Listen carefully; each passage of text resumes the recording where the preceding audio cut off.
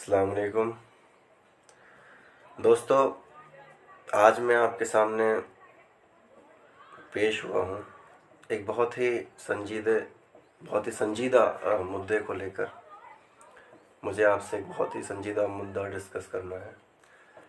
देख रहे होंगे आजकल आप न्यूज़ में कि हमारे प्रधानमंत्री जी अजमेर में एचपीवी वैक्सीन का टीकाकरण शुरू करने जा रहे हैं, बल्कि कर दिया है। 28 फरवरी को उन्होंने ये टीकाकरण शुरू कर दिया है।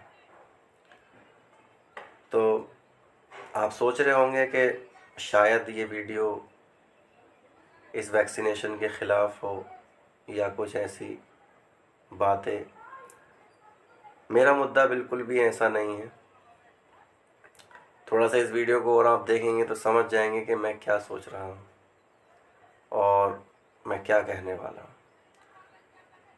दरअसल ह्यूमन पैपिलोमा वायरस एक ऐसा वायरस है जिसका इन्फेक्शन मर्द और औरत दोनों में ही देखने को मिलता है, और हमारी बॉडी में खुदा ने ऑलरेडी एक ऐसी कैपेबिलिटी रखी है जिसको हम इम्यून सिस्टम कहते हैं, जो इस वायरस को आपकी बॉडी से क्लियर कर देता है। तो 90% केसेस में, या मैं कहूँगा कि 85 to 90% केसेस में ये वायरस हमारी बॉडी से अपने आप ही वाइप आउट हो जाता है, क्लीन कर दिया जाता है, बॉडी इसको बाहर कर देती है। पर बचे हुए 5-10% में हम कहेंगे, या 10-15% का जो मसला है, ऐसे केसेस में अक्सर बीमारियां हो जाती हैं, और इसमें ज़्यादातर बीमारियां बहुत घातक नहीं होती, लीथल नहीं होती। जैसे मैं बात करूं जेनाइटल वार्ड्स की। लेकिन हाँ, एक बीमारी है जिसके बारे में आजकल चर्चा हो रही है, जो कि एक बहुत लीडिंग कॉज है डेथ का, सर्वाइकल कैंसर। बेसिकली महिलाओं में होने वाला ये कैंसर काफ़ी बड़ी तादाद में देखने को मिलता है। तो दरअसल इस वायरस के बारे में हमें जो बात करनी है वो ये है कि आजकल वैक्सीनेशन हो रहा है। बहुत अच्छी बात है, वैक्सीनेशन हो रहा है। इस पर तमाम वीडियोस आ रही हैं सोशल मीडिया पे कि ये वैक्सीनेशन कहीं ये कोई ट्रायल तो नहीं है, कहीं ये बिल गेट्स का कोई जो है एजेंडा तो नहीं है कि इंडिया को लेबोरेटरी के तौर पर इस्तेमाल किया जाए, या इंडिया के जो लोग हैं उनको जो है प्रयोगशाला का एक विषय बनाया जाए। तो बहुत सारी वीडियो सोशल मीडिया पर मैंने देखी, तरह तरह की, बहुत सारी पॉजिटिव फीडबैक को लेकर के हैं। बहुत सारे लोग इसको प्रमोट कर रहे हैं कि एचपीवी वैक्सीनेशन होना चाहिए, ताकि 10 से 15 साल की जो बच्चियां हैं उनको आगे जाके सर्वाइकल कैंसर से बचाया जा सके। और ऐसा ये कोई नया नहीं है। देखिए, हमने बचपन से देखा है कि बहुत सारे वैक्सीनेशन शुरू से होते आए हैं, और वैक्सीनेशन साइंटिफिकली बहुत 100% ट्रू बात होती है, इसमें कोई शक की बात नहीं है।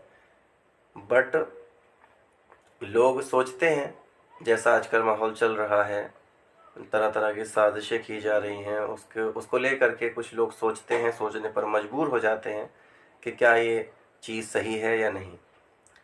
हालांकि इस विषय में काफ़ी चीज़ें आपको देखने को मिल जाएंगी जब आप गूगल पर सर्च करेंगे। कुछ ऐसे केसेस भी हैं जो इसके ख़िलाफ़ जो है हाई कोर्ट में डाले गए, और बहुत सारी दीगर चीज़ें आपको वहाँ पर मिल जाएंगी।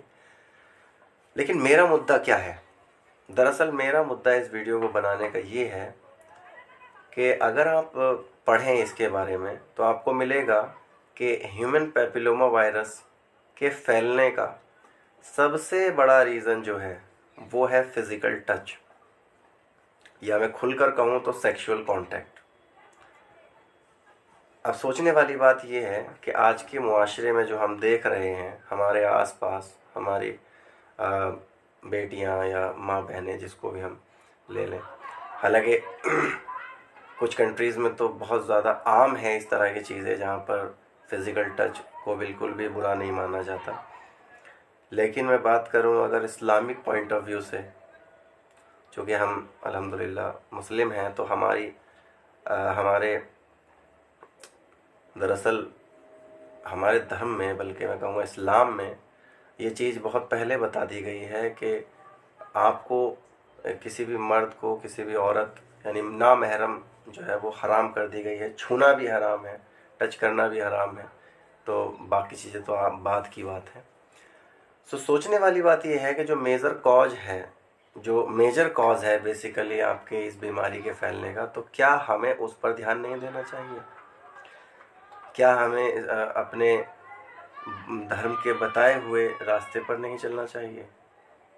और ऐसा नहीं है, I am not saying specifically, basically each and every like religion, हर धर्म में आप देखें तो पराई स्त्री या पराई लड़की या बहू बेटी को छूने के लिए मना किया गया है। उसको जो है उससे किसी भी तरह का फिजिकल रिलेशन बनाने के लिए मना किया गया है।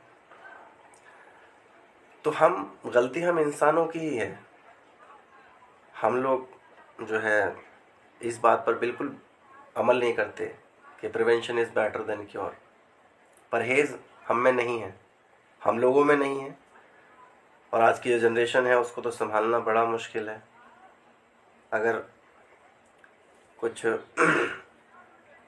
बेटियां मेरी ये वीडियो देख रही हैं, या लड़के, छोटे लड़के जो आजकल 14, 15, 16, 18 साल की उम्र में हैं, वो मेरी वीडियो देख रहे हैं, तो मैं उनको चेतावनी देना चाहता हूँ कि अगर आप लोग इस तरह की गलतियों में मुब्तला होंगे तो पूरे चांसेस हैं कि आपको कल शायद किसी तरह के कैंसर का सामना करना पड़े।